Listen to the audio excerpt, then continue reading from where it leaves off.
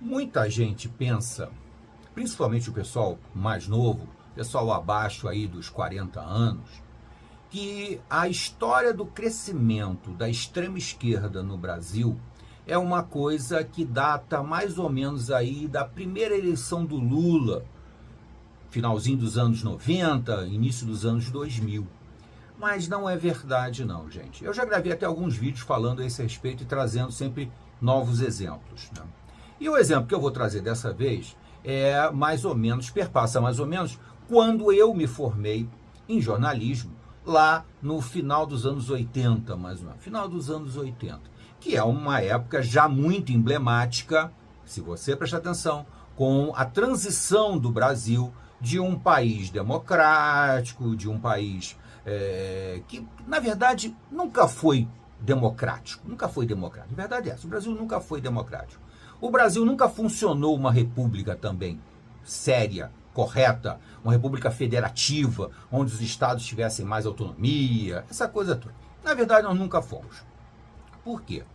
Muito antes da Revolução de 64, do contragolpe, né? Que historicamente o correto é falar da Revolução de 64 como um contragolpe, porque nós estávamos na iminência de um golpe comunista para tomar o poder. Basta você estudar a história que você vai verificar isso, vai confirmar o que eu estou falando. Os comunistas já tinham chegado ao poder em 1964, né? Através do João Goulart, do Leonel Brizola e de outros comunistas de carteirinha, né? E houve então um contragolpe. Por quê? Porque a maior parte da população não concordava com o governo comunista. Então os militares foram praticamente obrigados a fazer o que fizeram, tá?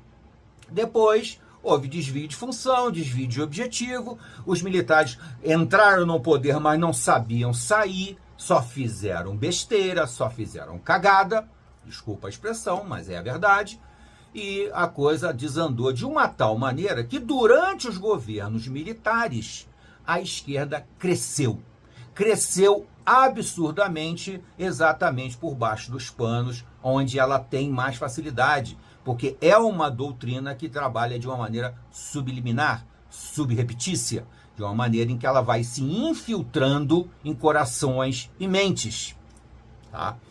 E um exemplo muito importante é a questão da imprensa brasileira. A imprensa brasileira não se transformou numa imprensa comunista, de extrema esquerda, depois do primeiro mandato do governo Lula. Não foi não. A imprensa brasileira tem uma tendência à extrema esquerda desde sempre. Desde sempre, gente. Desde lá dos anos 60, a imprensa brasileira já era infiltrada de elementos que se chamavam de jornalistas e militavam, na verdade, em função da extrema esquerda. Isso aí basta você também pesquisar. Quando eu fiz a faculdade, eu aprendi que o Estado de São Paulo, a Folha de São Paulo, o Jornal do Brasil eram jornais revolucionários. Uma outra palavra para a extrema esquerda. Tá? Eles sempre gostam disso. Eles têm várias capas, várias máscaras, vários disfarces para estar sempre tentando enganar você e seduzir você para a ideologia deles. Tá? As máscaras mais conhecidas são comunismo, socialismo, progressismo, tudo isso aí diz a mesma coisa. Esquerda, que é até um termo mais recente, digamos assim, né? E também essa questão de revolucionário. Se você é de direita, você era reacionário. Se você é de esquerda, você era revolucionário. E revolucionário era quase que um herói, que se enaltecia através de Fidel Castro, de Che Guevara, dois tremendos terroristas, dois tremendos bandidos que levaram Cuba ao destino que ela mostra hoje em dia para o mundo todo. Uma ilha desgraçada, um povo que sofre horrores, que não tem acesso a nada. Mas essa maldita ideologia já se infiltrava no Brasil exatamente a partir da Revolução Cubana, que fez a cabeça de muito intelectualzinho vagabundo brasileiro, como é o caso de Chico Buarque e outros tantos, que se beneficiaram disso para ganhar dinheiro. né? Como dizia o Milor Fernandes, né? Eu não acredito em ideologia de alguém que vive financeiramente da sua ideologia. O Milor Fernandes falou isso do Chico Buarque, que o Chico Buarque não era confiável dentro da ideologia da extrema esquerda, porque ele se beneficiava, ele vivia, ele recebia dinheiro fazendo propaganda da ideologia dele. Então, a ideologia dele não tinha força nenhuma. A verdade é essa. Tanto é que Chico Buarque só existe até o fim dos governos militares. Depois Chico Buarque desapareceu. Por quê? Ele só sabia fazer isso. Propaganda comunista.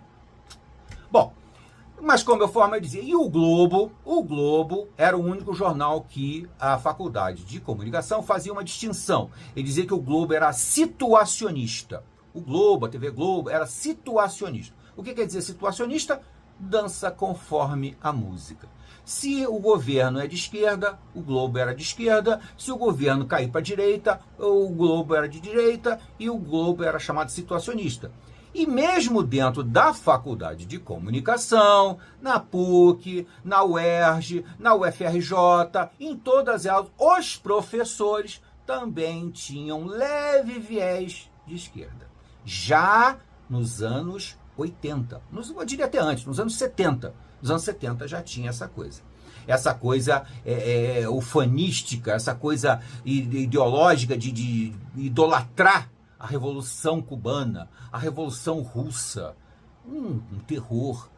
A Revolução Cultural de Mao Tse-tung, outro terror, outra coisa pavorosa que aconteceu.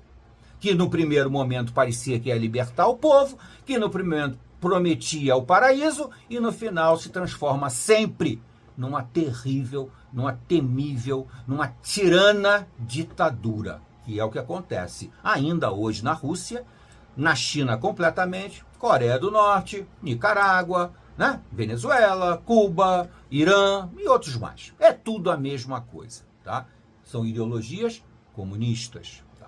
Então eu aprendi isso, que o jornal o Globo era assim. E o jornal o Globo foi o único que sofreu alguma transformação, alguma, porque durante os governos militares o Globo apoiou a Revolução Militar, a Revolução de 64, a Contra-Revolução Militar.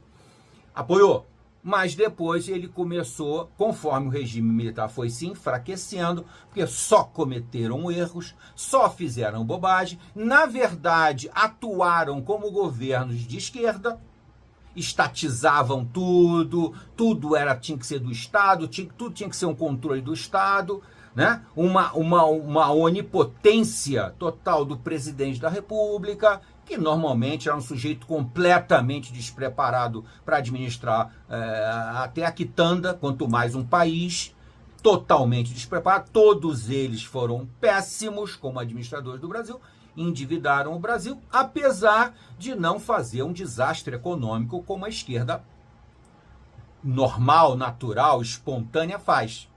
Porque eles fizeram por incompetência, por burrice, mas não com má intenção. A extrema esquerda faz a mesma coisa, olha, faz muito pior do que os governos militares, com a má intenção, com a intenção de destruir para construir o mundo como eles querem, onde só eles são a elite e o resto trabalha para sustentá-los. Essa é a única realidade, não há dúvida. Mas os militares foram ruins. Daí em diante, a Globo foi aos pouquinhos tomando as cores vermelhas, assumindo o vermelho como uma emissora de extrema esquerda.